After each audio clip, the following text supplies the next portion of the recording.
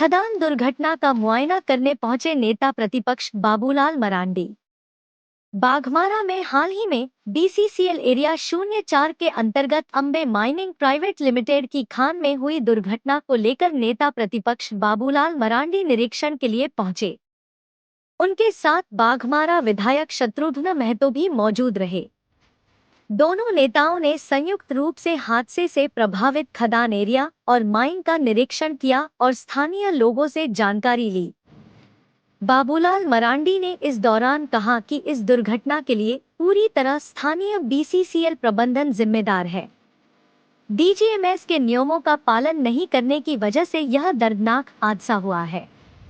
उन्होंने यह भी कहा कि यह समस्या कई वर्षों से चली आ रही है, बावजूद इसके प्रभावित लोगों का पुनर्वास करने की दिशा में कोई ठोस पहल नहीं की गई। इस मामले को लेकर डीजीएमएस से संपर्क किया जाएगा और दोषियों पर कड़ी कार्रवाई की मांग की जाएगी।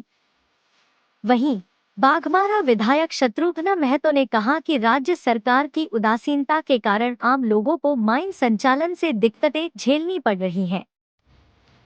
उन्होंने स्पष्ट चेतावनी दी कि अगर दोषियों पर कार्रवाई और प्रभावित लोगों के पुनर्वास की प्रक्रिया में देरी हुई तो इसकी लड़ाई सड़क से लेकर सदन तक लड़ी जाएगी।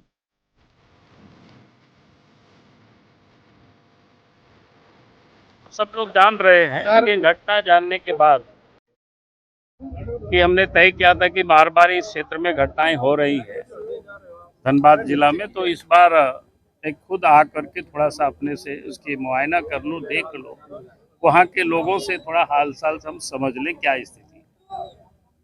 तो आने के बाद मैं ये कह सकता हूँ, जिस प्रकार से यहाँ खदानें हैं चल रही है और जिस प्रकार से यहाँ खतरे की जिसको कहते हैं अलार्मिंग सिचुएशन है, लेकिन इसके बाद भी राज्य सरकार की नींद नहीं खुली है। जबकि यहाँ के लोग जैसे अभी बता रहे थे कि हम लोग काबे से कह रहे हैं कि हम लोगों को कहीं पुनर्वास किया जाए, यहाँ से कहीं हटाया जाए, तो राज्य सरकार का काम था इन लोगों को यहाँ से बिना विलंब किए, क्योंकि बीसीसीएल का कोई जमीन की कमी नहीं है, राज्य सरकार के पास भी जमीन की कमी नहीं है, कहीं भी कोई आइडेंटिफाई करके और वहां लोगों को ला करके ले जा करके बसाते। इसी इलाके में लोगों ने जैसा बताया हमें कि 50 से करीब परिवार लोग हैं, तो 50 लोगों को बसाने के लिए कितनी जमीन की जरूरत है? 10-10 डिसमिल भी देंगे तो 500 डिसमिल हो गए, यानी 5 एकड़ जमीन की जरूरत है। तो धनबाद जैसे जगह में बीसीसीएल को 5 एकड़ क्या कहिए को एकड़ हजारों एकड़ जमीन पड़ी हुई है, तो कहीं भी लोगों को इस लोगों को बसा सकते हैं। लेकिन इसके लिए राज्य सरकार को पहल करनी चाहिए, यहाँ के उपायुक्त को पहल करना चाहिए। और जो कोयला की चोरी हो रहा है, यहाँ के जो एसपी है, पुलिस कप्तान है, उसको पहल करना चाहिए। कोई भी अगर यहाँ इलीगल कोयला लोग ले जा रहे हैं, चाहे ट्रक से ले जा रहे हैं, चाहे जैसे भी लोग कटिंग कर रहे हैं, उन लोगों को पकड़े, उनको गिरफ्तार करे, उनको जेल में डाले, तब ये सारी चीजें रुकेगी। मैं तो यही इसीलिए आया हूँ ना, देखने के लिए। प्रतिपक्ष के नेता हम लोग तो देखेंगे, आवाज उठाएंगे, सरकार से कहेंगे इस पर कार्रवाई करो, नहीं तो आगे हम सब लोग आंदोलन करेंगे। अरे हम कार्रवाई नहीं करेंगे, सरकार कार्रवाई करेगी, सरकार को बाध्य करेंगे कार्रवाई करने के लिए। जो गलत कर रहा है उसकी कार्रवाई करें, जो लोग डरे सहमे हुए हैं, कठिनाई जीवन जी रहे हैं, उन लोगों को सरकार पुनर्वासित करे। विधानसभा में भी मामले उठेगा, लेकिन विधानसभा अभी बहुत दूर है। कब नवंबर में या दिसंबर में विधानसभा होगा, उस समय तक के इंतजार नहीं करेंगे। और विधानसभा में तो बाद में, अभी तो सड़क में विषय को उठाएंगे, और इसलिए मैं यहाँ आया। उससे भी हम बात करेंगे बीसीसीएल के डीजीएमएस से, कि ताकि वो लोग इसको फॉलो करें, उसको देखें ठीक से, ताकि फिर कोई इस प्रकार की दुर्घटना नहीं। क्योंकि देखिए, जिसने घटना घटी उस दिन लगातार हम दो दिन हम मीटिंग में थे, हम कोयले मीटिंग सब लोग जान रहे हैं। और जैसे ही हमें सूचना मिली कि ऐसा घटना घटी है, हम कल ही लौटे हैं, कल आए हैं। और हमारे नेता प्रतिपक्ष माननीय बाबूलाल मरांडी जी ने फोन पर किया कि मैं भी कल आ रहा हूँ। तो आज हम लोग मिलकर संयुक्त रूप से हम लोगों ने मुआयना किया। निश्चित रूप से काफी भय हुए है, और जो लोग दोषी है तो बख्शा नहीं जाएगा, निश्चित रूप से कार्रवाई होगी। और हम लोग लगातार इस बात को लेकर के हम लोगों ने सरकार के पास बात रखने काम करते हैं और लिख के देने काम करते हैं, लेकिन सरकार की तरफ कोई पहल नहीं आती है।